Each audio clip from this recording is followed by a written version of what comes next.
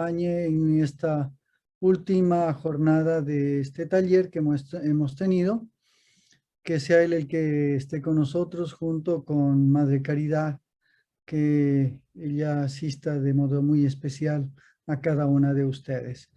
En el nombre del Padre, del Hijo y del Espíritu Santo. Padre nuestro que estás en el cielo, santificado sea tu nombre, venga a nosotros tu reino, hágase tu voluntad en la tierra como en el cielo. Danos hoy nuestro pan de cada día, perdona nuestras ofensas, como también nosotros perdonamos a los que nos ofenden. No nos dejes caer en la tentación y líbranos del mal. Amén. Bueno, para esta tarde el tema, como lo tienen en el esquema, es Ora et labora en nuestra congregación. Si el día de ayer habíamos visto el orar, ¿no? En la parte bíblica, luego el labora también en la parte bíblica, y hoy por la mañana en el ora y et labora en el franciscanismo. Tanto en cuanto en Francisco se da como esa unión, ¿no? Ese abodag, decía yo, del mundo hebreo, donde el trabajo, el labora, se une a la adoración, es una unidad. Pues para esta tarde abordamos algo parecido desde la vida de la congregación.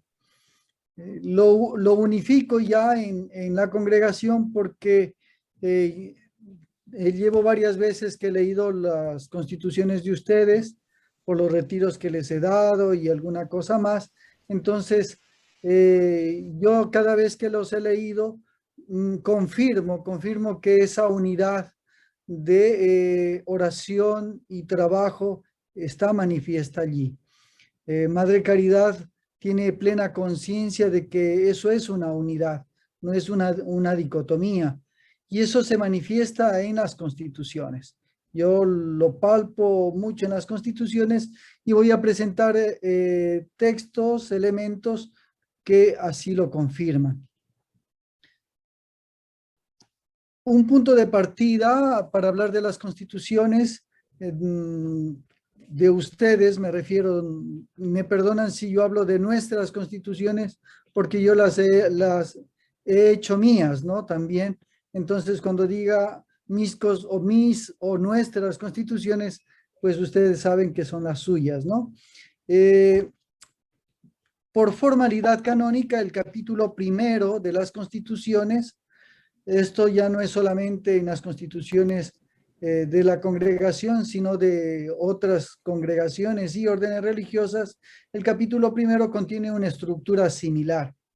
Yo puedo hablar de esto porque he asesorado a una comunidad franciscana también bastante grande en la reelaboración de sus constituciones que recientemente fueron de hecho aprobadas por el Vaticano. Entonces, un poco el tema de constituciones también lo manejo, ¿no? Y me atrevo a decir que este capítulo primero tiene una estructura canónica. Sin embargo, una cosa es la estructura canónica y otra cosa es el contenido. La estructura es el esqueleto sobre el cual se elabora, pero el contenido lo coloca cada congregación. Y es así que en este capítulo primero en general están los elementos, ¿no? Propios de la congregación, los nombres de la congregación, los nombres del fundador o fundadora, de la relación que hay entre la congregación y Dios, la congregación y la iglesia.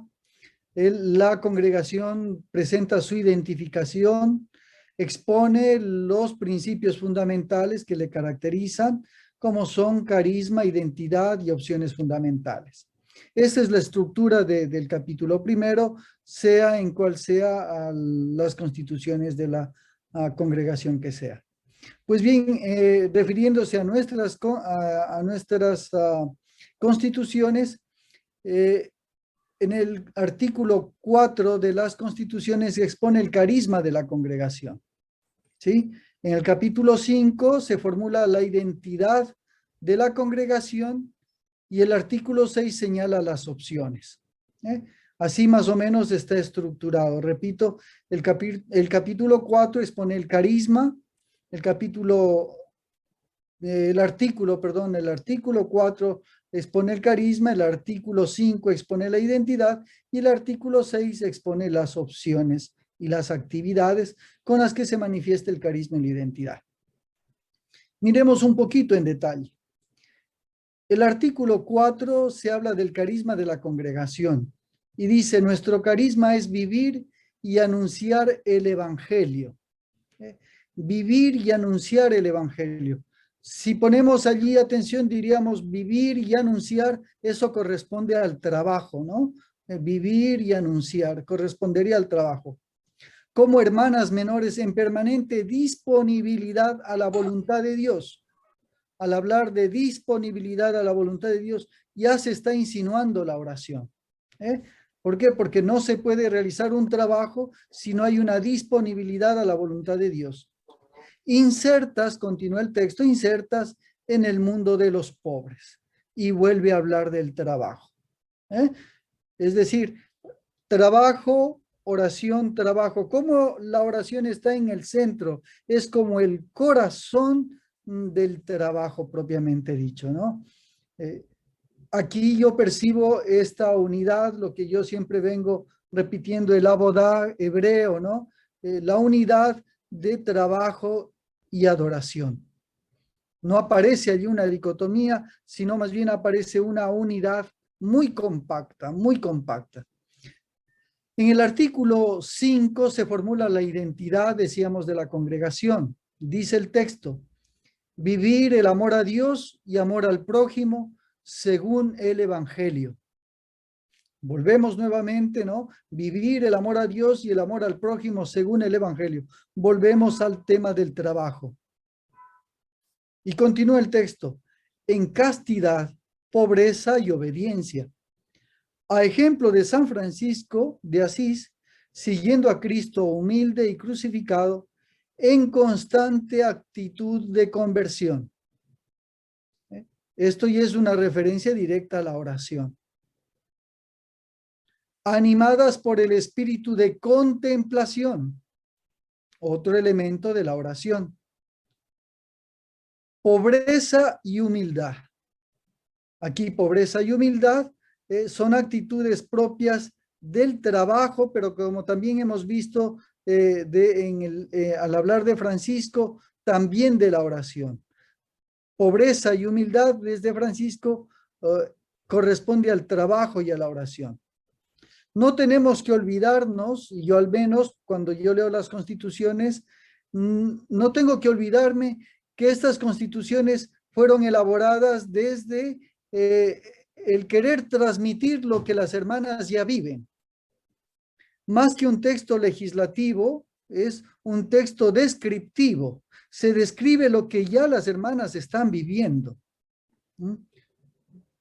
Ahora, que esto que las hermanas están viviendo se transmite, al entrar en las formas canónicas, pasa a tener un carácter legislativo.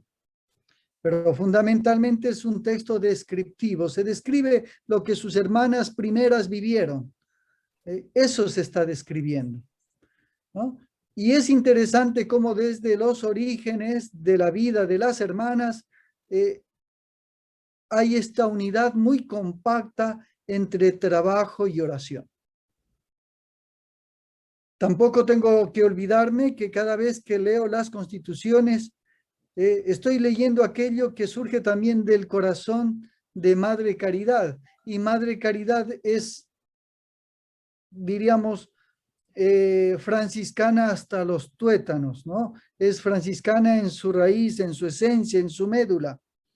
Tanto es así que la oración de todo por amor de Dios y como Él lo quiere, pues les había mostrado que surge también de una oración de Francisco, ¿no?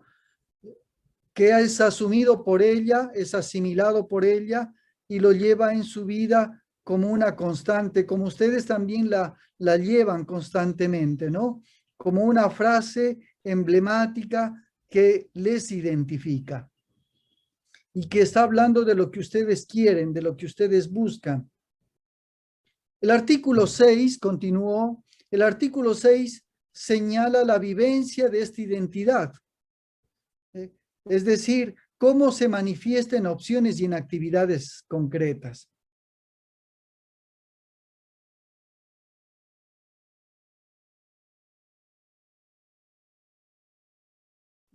Un primer literal. Amor a la Eucaristía, centro de vida, fuente de fraternidad y de irradiación apostólica. Esto no es otra cosa que oración. El amor a la Eucaristía, centro de vida, fuente de fraternidad e irradiación apostólica, es oración fundamentalmente. Pero de allí se desprende el trabajo porque es fuente de fraternidad, irradiación apostólica. Nuevamente está allí manifestada esa unidad de adoración y trabajo. B. La contemplación de la pasión de Cristo que motiva una constante conversión. La conversión, la contemplación y la conversión. Hay un movimiento de oración, pero también hay un movimiento de trabajo, porque dice, motiva una constante conversión. Es motivar a una acción concreta. En el literal C, el amor a María Inmaculada, maestra de fidelidad a la palabra del Señor. Es una actividad, es una referencia de carácter orante, contemplativo. Al igual que en el literal D, cuando se habla de la veneración a San José, modelo de fe, en el servicio humilde y silencioso, volviendo nuevamente a unar la oración y el trabajo. Se habla de la veneración a San José, modelo de fe en el servicio humilde y silencioso. Oración y trabajo están allí muy aunados. En el literal E, un profundo sentido eclesial manifestado en la adhesión y al servicio a la iglesia. Y servicio a la iglesia. Allí el servicio a la iglesia es trabajo. En el aprecio a la oración litúrgica, volvemos a la oración. Y en respeto al sacerdote por razón de su ministerio. Este es un elemento agregado de carácter ético. Sin embargo, a lo que corresponde al tema, nuevamente, trabajo y oración están muy juntos, incluso al hablar del sentido eclesial. En el literal F, la vivencia de la pobreza no solo en el estilo de vida, sino compartiendo y dando respuestas efectivas a la situación del pobre. Evidentemente es una referencia explícita al trabajo pastoral, la vivencia de la pobreza, no solo en el estilo de vida, sino compartiendo y dando respuestas efectivas a la situación del pobre. Y el literal G, el amor y respeto por la creación. Me ha gustado cómo termina esta enumeración, ¿no? Esta enumeración de opciones y actividades con este literal del respeto, del amor y respeto por la creación, el cuidado y la defensa de la vida en todas sus manifestaciones. Al hablar de amor y de respeto por la creación, estamos hablando de oración, estamos hablando de contemplación.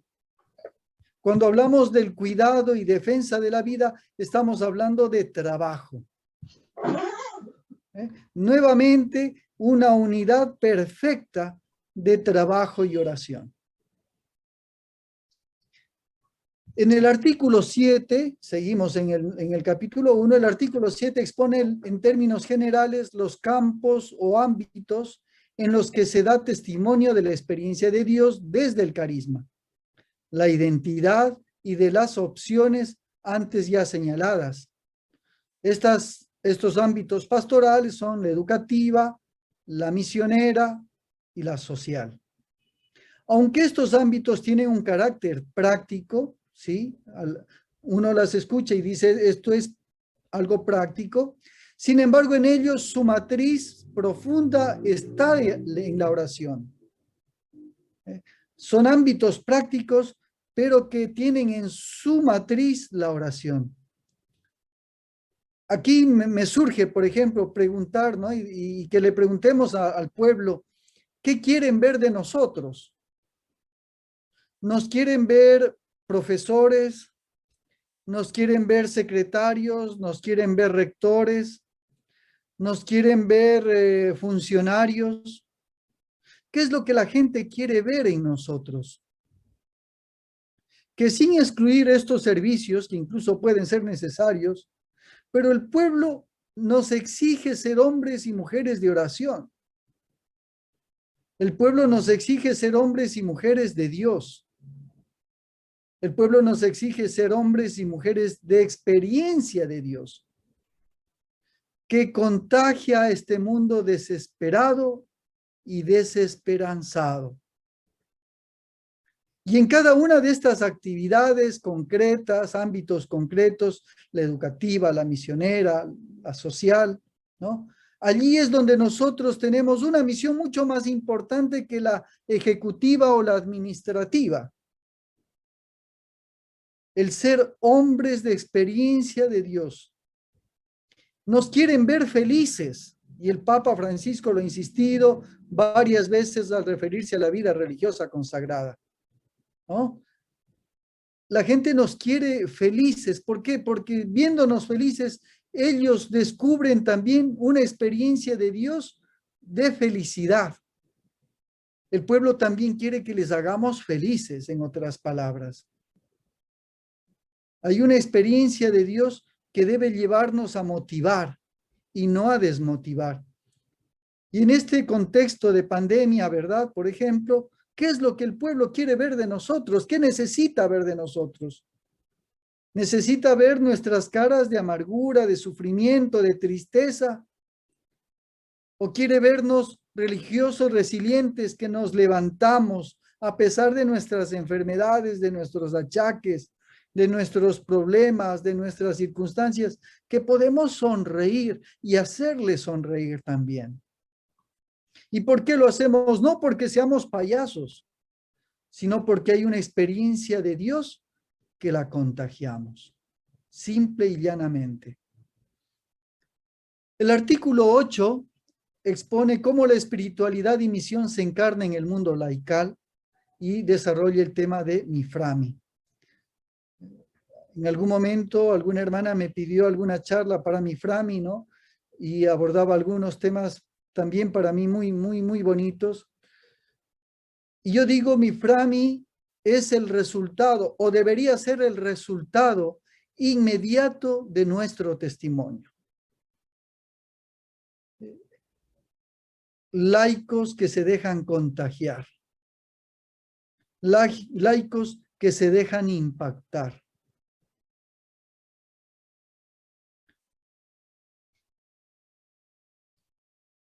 Aquí nos encontramos, yo pienso que en este capítulo primero, nos encontramos con elementos fundamentales y valiosos ya del trabajo y la oración en la congregación. Yo desde ya y de entrada, porque esto apenas es la puerta de entrada, ¿no? Me atrevo a decir que las constituciones, nuestras constituciones, manifiestan el abodá hebreo, esa unidad indisoluble entre trabajo y adoración. Luego de esta introducción, ya entro a mirar elementos aislados que vamos descubriendo en la medida que vamos leyendo nuestras constituciones. Y por ejemplo, en el capítulo 2, ¿no? En el número 11, se presenta el requisito o condición sin el cual no hay vocación.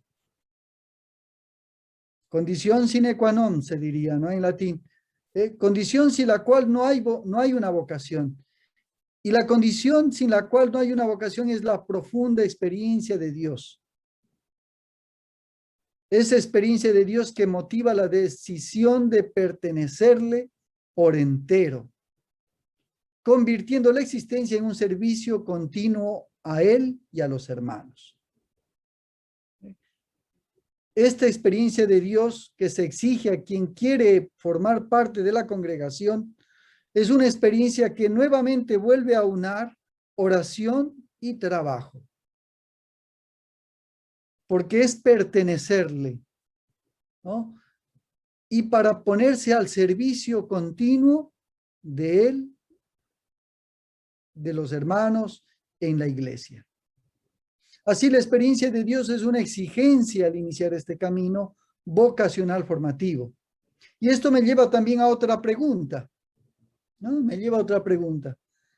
Disculpen que sea medio preguntón.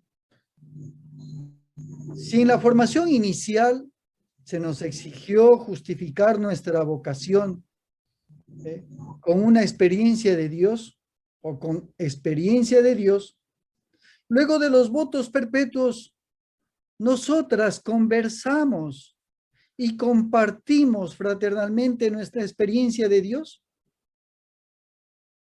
En fraternidad nos sentamos a conversar cómo estoy en mi experiencia de Dios. Miremos el mundo laical, el mundo seglar, y nos vamos a dar cuenta que las esposas se reúnen a veces muy amigas y conversan de cómo están en su matrimonio, qué pasa con sus esposos, cómo va la relación matrimonial, cómo les va en la relación conyugal. Hablan de esos aspectos a veces inclusive íntimos. Y a nosotros nos cuesta como religiosos a veces hablar de estos aspectos íntimos de nuestra relación con Dios. Nos quedamos en la liturgia de las horas, que no digo que no es que no haya que hacerlas, no, al contrario, hay que hacerlas, pero nos quedamos con la liturgia de las horas, nos quedamos con la celebración eucarística, con el rezo del rosario, con la lección divina, etcétera. Pero no damos pasos a veces para compartir en fraternidad cómo me encuentro yo como esposa de Cristo. ¿Cómo me encuentro yo como con mi esposo? ¿Qué me sucede con mi esposo? ¿Qué me sucede internamente en mi relación con Dios? Son elementos que nosotros carecemos y lo que les digo a ustedes me lo digo a mí mismo, ¿eh? Es algo que si a ustedes les cuesta, a nosotros los varones a veces nos cuesta más. Y hablar entre varones de cómo estoy con mi esposo de Cristo, eso puede sonar feo, ¿no? Pero el decir cómo estoy en mi relación con Dios, en mi relación con Cristo, cómo está mi fe profunda, mi experiencia de Dios. A veces es más fácil quedarnos en la cáscara, ¿no? Pero qué difícil es entrar a veces a la fruta verdadera, es entrar ya a lo medular del asunto, ¿no?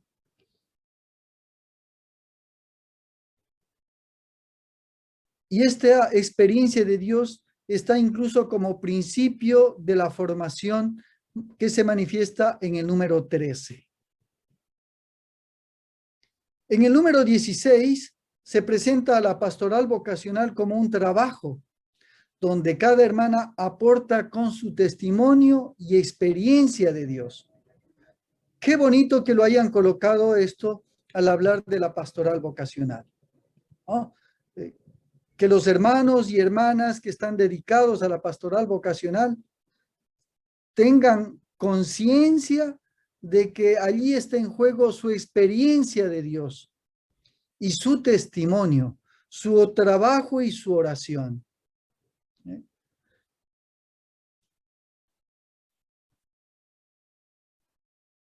En la formación inicial normalmente se busca aunar oración y trabajo. Después de nuestra profesión perpetua, ¿nos vamos ejercitando en unificar la oración y el trabajo? Al menos así aparece en el número 12 dentro de los principios.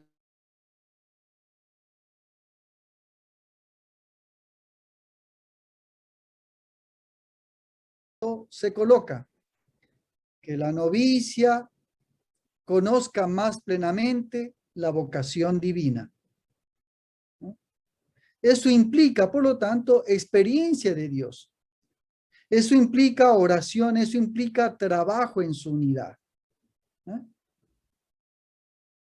Sin embargo, yo percibo o echo en falta la ausencia de una continuidad en las constituciones en lo que es experiencia de Dios en el juniorado, ¿no? En el noviciado sí está como mucho más plasmado, pero en cambio en el juniorado está, al menos en las constituciones, no está de modo explícito o no lo veo de modo explícito.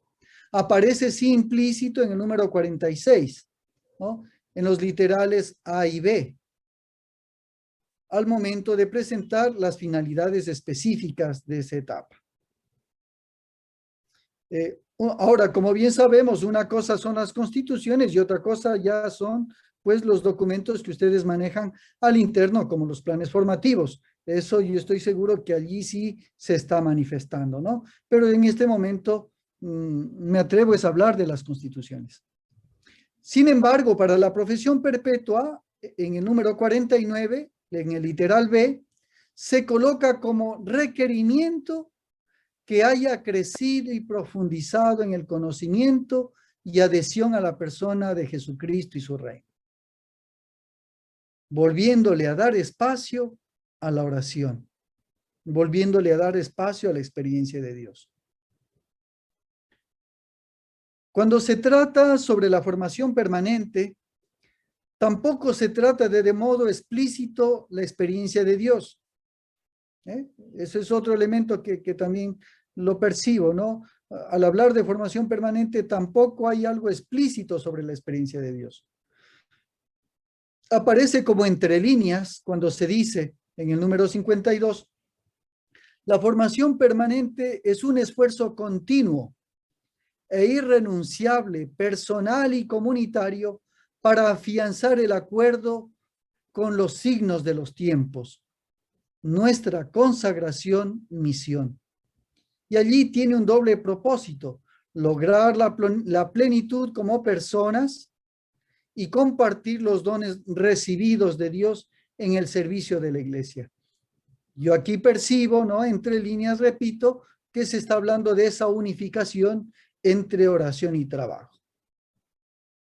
En el número 53 dice, a lo largo de toda la vida, las hermanas deben continuar su formación humana, espiritual, doctrinal y apostólica. Repito que allí entre líneas se puede decir el compartir o el vivir esa experiencia de Dios. Sin embargo, yo me quedo siempre con esa pregunta: ¿hasta qué punto en nuestras casas, en nuestras comunidades, hablamos de nuestra experiencia de Dios? ¿En qué momento nos sentamos y a veces podemos suspender laudes o suspender vísperas, ¿no? Y decir, hagamos oración a partir de nuestra experiencia de Dios y compartamos nuestra experiencia de Dios, que eso es también adoración, ¿no? Y no lo hacemos. Y muchas veces no lo hacemos ni siquiera como capítulos locales.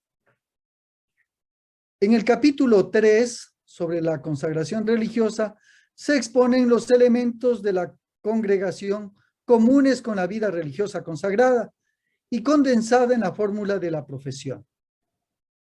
Elemento que particularmente me agrada, y me agrada mucho, es el que se expresa en el número 64, cuando dice: la castidad consagrada nos hace partícipes de un modo propio del misterio pascual de Cristo. Nos dispone con singular eficacia al servicio de Dios y a la acción apostólica. Este texto a mí me encanta. Me encanta porque aparece aquí la castidad, aparece aquí la oración y aparece aquí el servicio. Elementos de los que también a veces nos cuesta hablar en las mismas comunidades. Las mismas comunidades, tal como nos cuesta hablar de la experiencia de Dios, a veces tenemos miedo a hablar de nuestra vida de castidad. ¿Cómo estoy en mi castidad? ¿Cómo me encuentro? ¿Cómo nos encontramos? Muchas veces hablamos de la castidad cuando percibimos, intuimos que algún hermano va a meter las patas y a veces lo hacemos de modo acusatorio. E incluso cuando en la vida religiosa femenina, cuando intuimos que alguna hermana puede meter las patas con alguien, le acusamos, verdad o mentira, y pensamos que eso es un diálogo sobre la castidad. Y eso no es ningún diálogo sobre la castidad. El diálogo sobre la castidad es sentarnos y compartir cómo estamos. No tanto para darle recetas a nadie, sino simplemente para compartir. Para compartir cómo estoy en mi experiencia de Dios, cómo estoy en mi vida de castidad, cómo nos encontramos. Sin acusaciones, sin condenas, sin moralismos, con el corazón abierto. Qué difícil que son ambos temas en nuestras comunidades. En el número 66, esta unidad de la que yo hacía referencia en el número 64, esta unidad pasa por el amor a los hermanos. Dice el texto, la unión, la alegría y el entusiasmo que irradia un corazón fraterno dan un sello de autenticidad al amor universal y es garantía de nuestra castidad consagrada.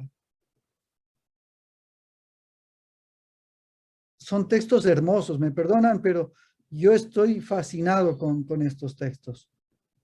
La unión, la alegría y el entusiasmo que irradia un corazón fraterno dan un sello de autenticidad al amor universal. Es garantía de nuestra castidad consagrada. En el número 68, la unión con Cristo, se dice, se llega con la mediación de la palabra. Una adecuada vida sacramental, sobre todo eucarística, la devoción a la Virgen María y el ejercicio de la presencia de Dios y la vida fraterna. Quienes habrían estado en la redacción de estas constituciones posiblemente manejaron o no el concepto del abodag, posiblemente no con ese término, pero sí lo han asumido vitalmente a tal punto que lo expresan en estas constituciones. Como la presencia de Dios y vida fraterna, que no es otra cosa que trabajo también, forman una unidad. Dime cómo es tu vida fraterna y te diré cómo es tu oración. No me digas cómo es tu oración, porque me fijaré en tu vida fraterna. Y allí es donde nosotros nos miramos, allí es donde nos encontramos. Al hablar sobre la pobreza en el número 75, se señala, en nuestra condición de pobres, cumpliremos la ley del trabajo como medio de subsistencia, con fidelidad y sin menoscabo del espíritu de la santa oración y devoción. Muy franciscano todo esto, ¿no? Al que deben servir todas las demás cosas temporales. Sostiene esa unidad de trabajo y adoración. Qué constituciones más hermosas. ¿Cómo viven esa unidad? Lo que nos decía la hermana Nilka muy sabiamente, ¿no? Al inicio de los talleres el día de ayer. No hay una dicotomía. Es una unidad.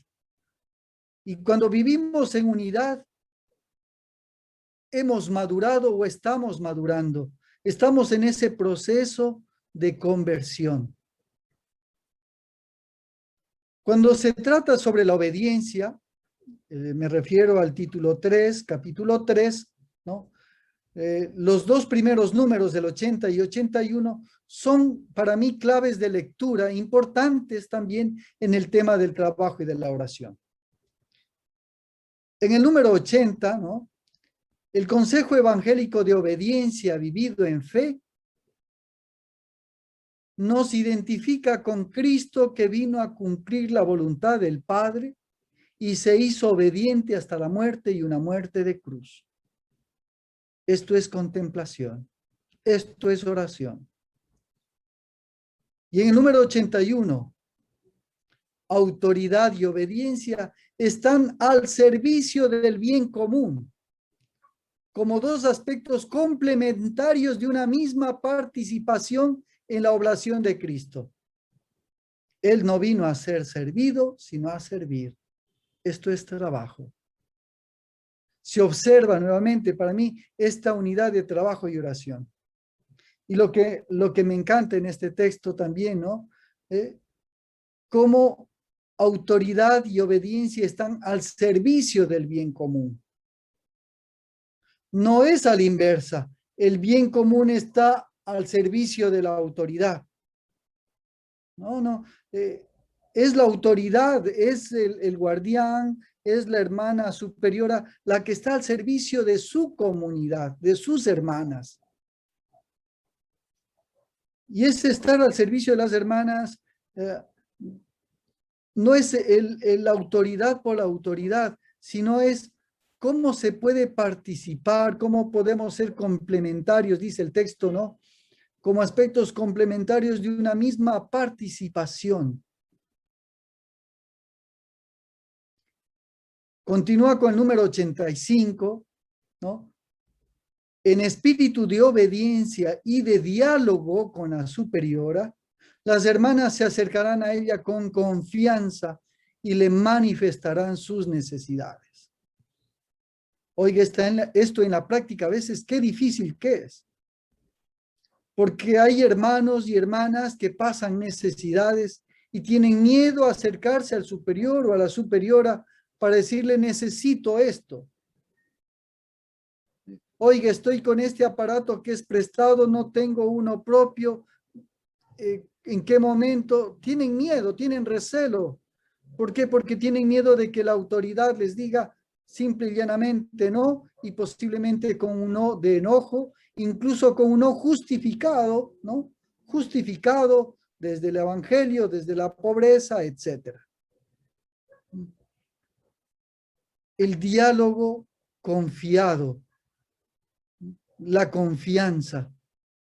Incluso la confianza de que en el diálogo mutuo, posiblemente en el discernimiento mutuo, posiblemente veamos el sí o veamos el no.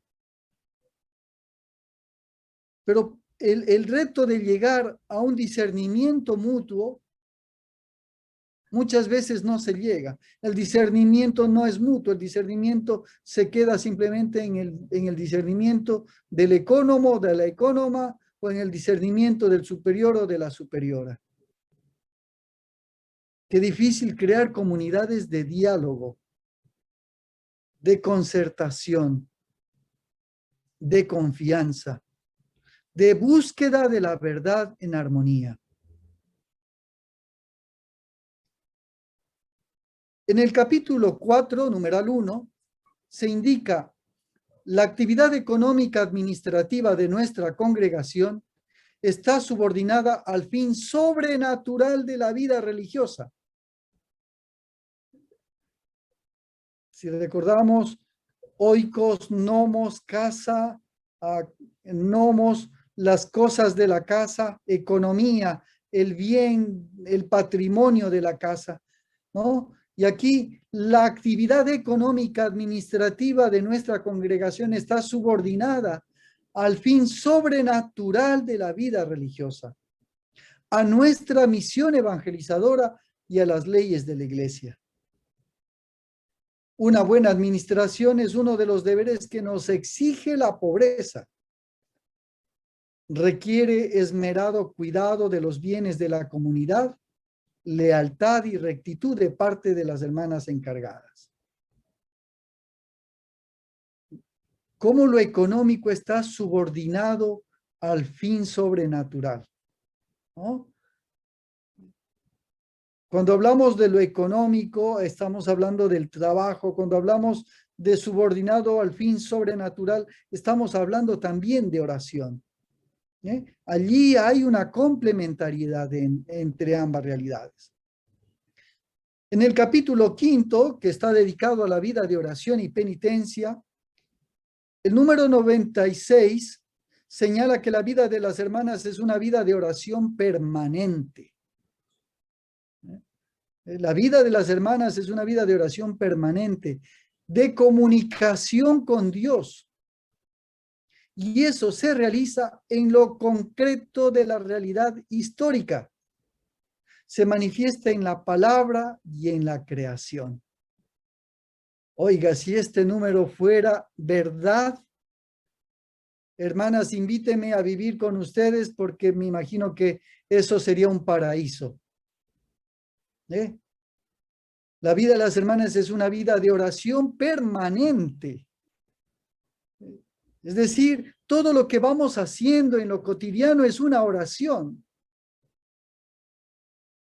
En la medida en cómo yo me relaciono con las personas es una oración. El trabajito que hago en el sagrario es una oración. La visita que hacemos a algún enfermo es una oración. El trabajo en el colegio es una oración. El trabajo en la secretaría es una oración. Alguna hermana de pronto pasa encerrada en una oficina con números o con papeles, es una oración. El trabajo de la economía es una oración. Y que esa oración se realiza en lo concreto de la realidad histórica, donde nosotros nos dejamos alimentar por la palabra y donde tiene un rol fundamental este Dios que se revela y que nos impacta en la creación. En el número 97, la unión con Dios es una necesidad primordial. Yo cuando volví a releer este número saltaba de la alegría preparando el taller. ¿Por qué? Porque al inicio del taller les había hablado que antropológicamente toda actividad nuestra, si es hecha desde la razón, está movida por un objetivo, está movida por una necesidad, ¿no? Y precisamente, ¿qué es lo que me mueve a mí a vivir como vivo? ¿Cómo me mueve a mí a ser religioso? ¿Qué es lo que me mueve a ser religioso? ¿Qué es lo que me mueve a ser religiosa? Una necesidad primordial, la unión con Dios. Así lo fue para Francisco, como también para la Madre Caridad. La unión con Dios es una necesidad. Todo lo que hacemos tiene una finalidad concreta. Y la necesidad nos mueve a actos concretos. Nos mueve a satisfacer esa unión con Dios, ese encuentro con Dios. Y allí entra la oración como entra también el trabajo. Así el encuentro personal con Cristo se da mediante la meditación, ¿no? Y las constituciones señalan que al menos una hora diaria, ¿no? En el número 98. Y yo digo al menos una hora diaria también, ¿por qué? Porque para el amado el tiempo corre, ¿no? Y cuando hacemos algo que nos gusta, se nos va el tiempo. Por eso yo ya estoy atento a la hermana Nilka, que ya mismo me muestra el reloj para decirme que ya van a ser las 4, ¿no? Y yo sufro porque se acerca a las 4 porque estoy emocionado, ¿no? Y cuando nos emocionamos, el tiempo corre. Y cuando nos encontramos con el amado, con Dios, el tiempo corre. No es una hora. Puede ser mucho más. Incluso en ciertos momentos puede ser hasta 5 minutos, que es suficiente para decirle te amo, que es suficiente para sentir su amor. O incluso aunque no sienta nada, para decirle simplemente aquí estoy. En el número 99, la importancia del silencio en la oración. El capítulo local debe determinar, dice el texto, debe determinar tiempos y lugares para provocar oración. Necesitamos, sí, es cierto, lugares especiales, específicos, limpios, sobre todo limpios, que tengan gusto para poder hacer oración. Que no nos sentemos sobre polvo, sobre telarañas, que no nos sentemos sobre hormigueros, que tratemos de tener esos lugares con dignidad. No digo con lujo, con dignidad. porque hasta los pobres merecen dignidad. Y los pobres tienen dignidad. Y cuando uno visita las casas de los pobres, hay pobres que vivirán pobremente, pero no son sucios ni son desordenados. Y nuestra capilla, en nuestras capillas, está el más pobre de los pobres. Está ese Dios que se hace pobre, que se queda en la Eucaristía, que se nos manifiesta en el crucificado. Y por lo tanto ese lugar debe ser digno. No hablo de lujoso, hablo de digno. No sé si ustedes alguna vez leyeron la oración de la rana, ¿no?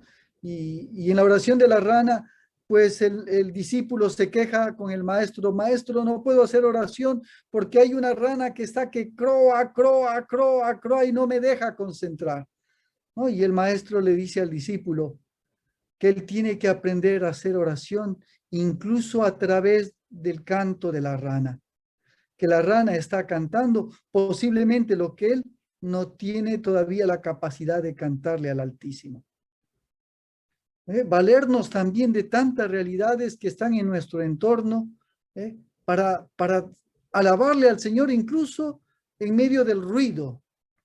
Nosotros tenemos la capilla aquí casi en una intersección de dos avenidas. Oiga, se escuchan carros, pitos, gritos, todo. Pero el aprender a hacer oración en medio de todo eso.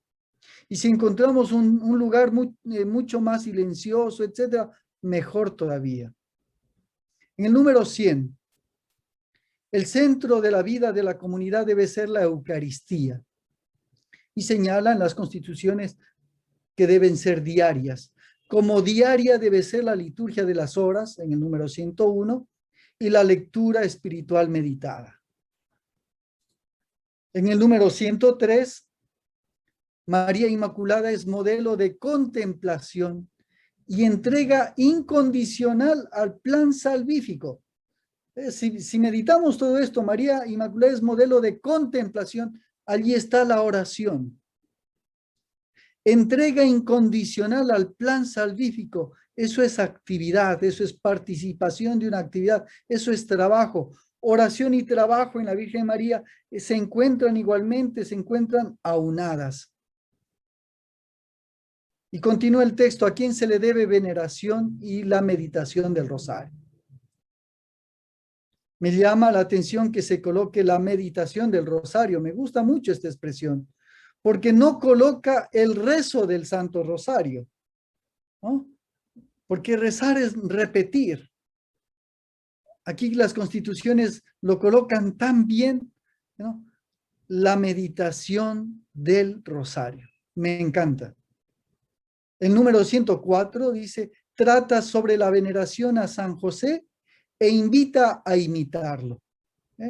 Nuevamente, oración y trabajo allí en San José, como ya lo habíamos visto antes. La creación es un medio para llegar a Dios, también con la oración. Como lo son también los problemas de la gente, de nuestros hermanos. Todas esas son realidades para ser oradas. Lo señala el número 105. El número 106 dice que, ejemplo de madre caridad, santifiquemos el domingo. Qué suerte que tienen ustedes, hermanas, con este número, ¿eh? Dice: a ejemplo de madre caridad, santifiquemos el domingo dándole su valor litúrgico de la Pascua del Señor. Así será un tiempo fuerte de experiencia de Dios y a la vez de alegría y descanso. Oh, qué suerte que tienen al tener ese domingo por constituciones. Yo no sé si lo cumplan. Oiga, pero el domingo está hecho para ustedes, para la celebración eucarística, está hecho para ustedes, para la experiencia de Dios, y está hecho para ustedes para la alegría y el descanso. Sana envidia me da, sana envidia. Quizá ustedes lo puedan respetar y cumplir al pie de la letra. En el título 2 del mismo capítulo 5, ¿sí?, se aborda el tema de la vida de penitencia. Penitencia asumida en su sentido original de conversión, que es renovarse en Cristo. La vida franciscana es una vida de renovación, como sabemos. Todas las fundaciones franciscanas, todas han surgido de intentos de búsquedas de renovación.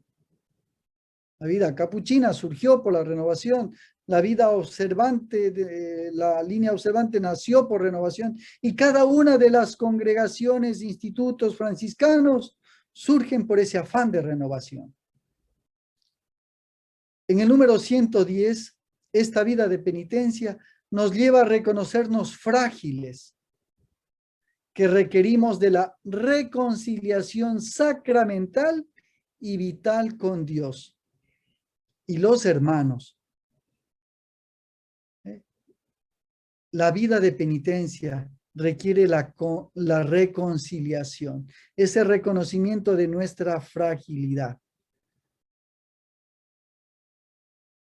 En el número 111 se destaca que este camino de conversión debe estar reforzado también por los retiros mensuales y anuales.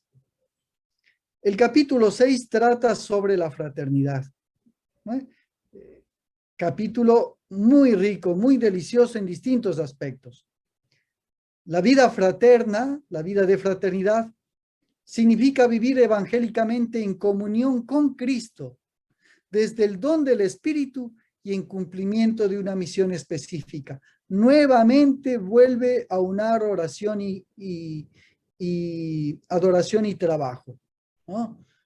La vida de fraternidad significa vivir evangélicamente en comunión con Cristo, desde el don del Espíritu Santo, todo eso, la oración, en parte el trabajo también, y en cumplimiento de una misión específica en la iglesia, eso es trabajo. La teología de la fraternidad, eso lo tenemos en el número 113, lo que he señalado antes, y continúo. La teología de la fraternidad se sustenta en la teología trinitaria, en el número 114. Se sustenta también en la teología cristocéntrica, desde la experiencia aquí cristocéntrica, el número 115, bajo el ideal de la comunidad de los hechos de los apóstoles, el número 117, es decir, en otras palabras, desde la lectura y la experiencia de la palabra, en constante diálogo fraterno, el número 118, en participación de los actos de comunidad y servicios fraternos, el 119, viviendo en confianza mutua y espontaneidad y sencillez, el número 120. Como mensajeras de paz y bien, el número 121. Acogedoras, el 123, que guardan la intimidad inclusive física de la fraternidad, el 126. Qué riqueza que hay aquí en todos estos numerales. Ustedes, hermanitas, mensajeras de paz y bien, acogedoras, que guardan la intimidad inclusive física de la fraternidad, que participan de los actos de comunidad y de los servicios. El cristocentrismo, pues ya se habla allí de toda esa unidad, ¿no? Que hay entre la oración y el trabajo. Al hablar de las hermanas mayores y enfermas, señala las constituciones que deben tener especial atención, el número 122, y proféticamente, aquí me encontré con un artículo profético que tiene el número 127, señala que debe haber un uso adecuado de los medios de comunicación social que ayuden al cultivo del espíritu. Si recordamos el día de ayer, muchas veces sonó en los grupos, ¿no? Cómo está afectando el uso inadecuado de los medios de comunicación en la vida de oración y en la vida del trabajo también. E indudablemente estoy seguro que si fallamos en la oración y estamos fallando en el trabajo, no es raro que fallemos también en la vida de fraternidad y no es raro también que fallemos en la vida de castidad.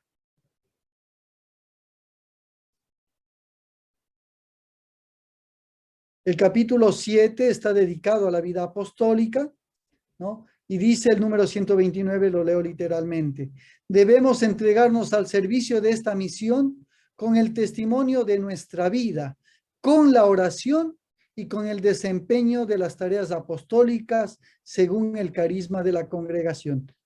Nuevamente, constantemente, estas constituciones están empañadas de esta unidad, oración y trabajo, ¿no? Qué hermoso, yo salto de la alegría con nuestras constituciones. En el número 134 dice: nuestra colaboración específica en la acción evangelizadora de la Iglesia es la actividad misionera, la labor educativa en todos los campos y la pastoral de acuerdo a nuestro carisma, ¿no? Es decir, todas las actividades tienen que ser hechas desde la mirada del carisma, ¿no? El carisma es el eje mediador, y allí al hablar de eje, de hablar de carisma, estamos hablando también de la oración. Sintiendo también el número 135 como propios los problemas sociales.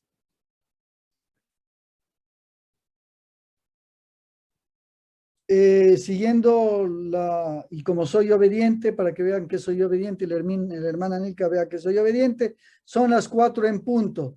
Hermana Nilka, ¿hasta qué hora? No sé, hasta unos 15 minutos, 20. 15, por favor, que el tiempo nos come. El tiempo, bueno, 15 minutos. Mamita Virgen, Dios te salve María, llena eres de gracia, el Señor es contigo.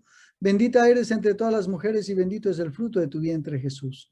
Santa María, Madre de Dios, ruega por nosotros pecadores, ahora y en la hora de nuestra muerte. Amén. Muy bien, nos habíamos quedado en el capítulo 7, que está dedicado a la vida apostólica, y entramos al número 136, un número para mí muy bonito. Dice: las hermanas ancianas y enfermas, como también las que temporal o definitivamente se encuentran incapacitadas para laborar en grupos activos de apostolado, harán de su vida y de su sufrimiento un medio de participar eficazmente en las actividades de la congregación. Es el número 136. Un número muy bonito porque eso muestra que en la congregación no somos utilitaristas, es decir, no valemos lo que hacemos, valemos por lo que somos, ¿no? Valemos por lo que somos y hacemos lo que podemos, ¿no? Para mí ha sido también agradable escucharles a ustedes que se encuentran, aunque sea por Zoom, ¿no? ¿Y dónde estás? ¿Y qué haces? Pues intento hacer lo que puedo hacer. No, que yo no hago mucho, no, estoy seguro que si haces, estoy segura que si haces bastante. Bueno, ese es saber que hacemos lo que podemos, ¿no?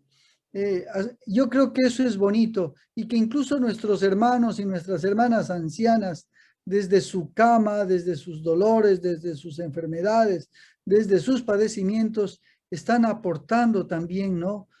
Han aportado toda su vida, han regalado su vida, como hoy la ofrecen con sus dolores. Allí está el trabajo, evidentemente. En nuestras hermanas y hermanos ancianos está el trabajo, y allí también en carne viva está la oración. En todo caso, debe haber la alegría, en el caso del apostolado, volviendo al tema del apostolado, debe haber alegría de ser enviadas, ¿no? De ser enviadas. Cuando recibimos una obediencia, normalmente nos cuestan las obediencias.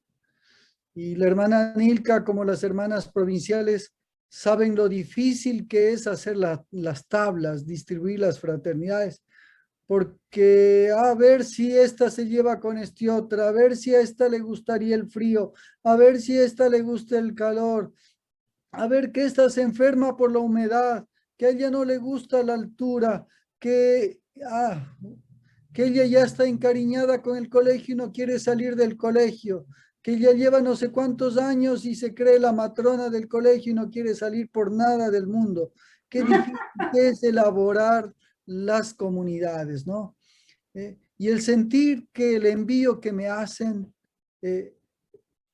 allí está también la mano de Dios, está la gracia de Dios. Seguido trata de cada una de las pastorales, como son educativa, la misionera y la social. En el capítulo 8 está dedicado al régimen de la congregación, desde los números 153 al 235. Y finaliza las constituciones con el llamado a la fidelidad y al compromiso de vivir la regla y las constituciones.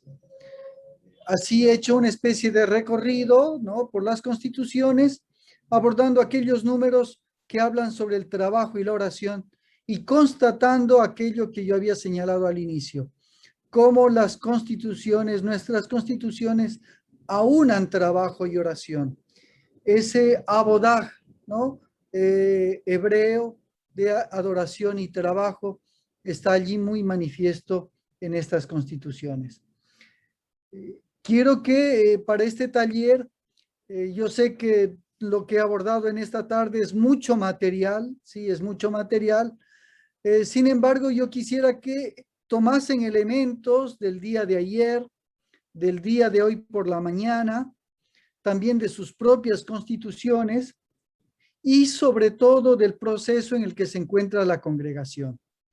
Este proceso de revitalización, de renovación, de reestructuración.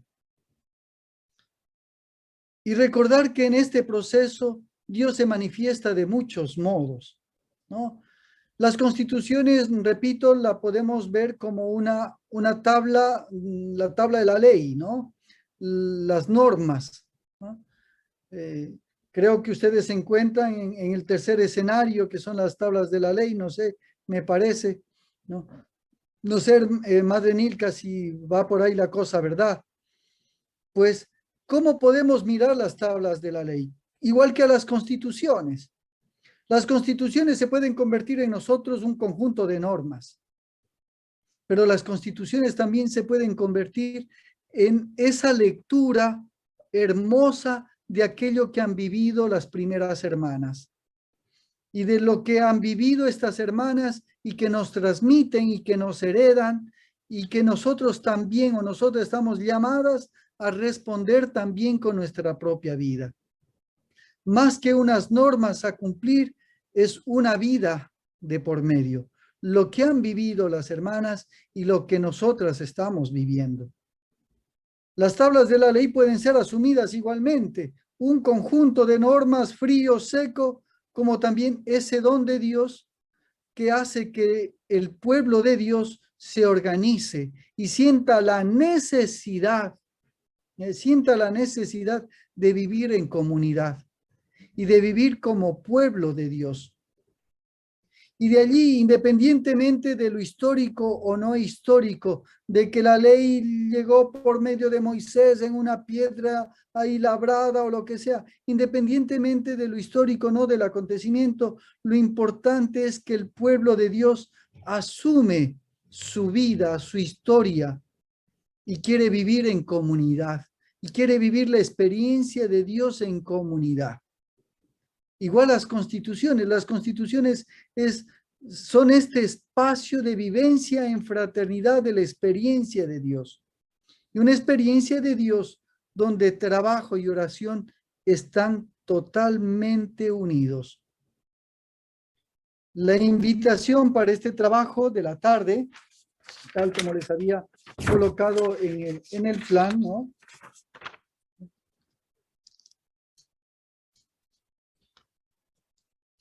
¿Qué elementos tienen que ser revitalizados o incorporados en el hora et labora de la congregación?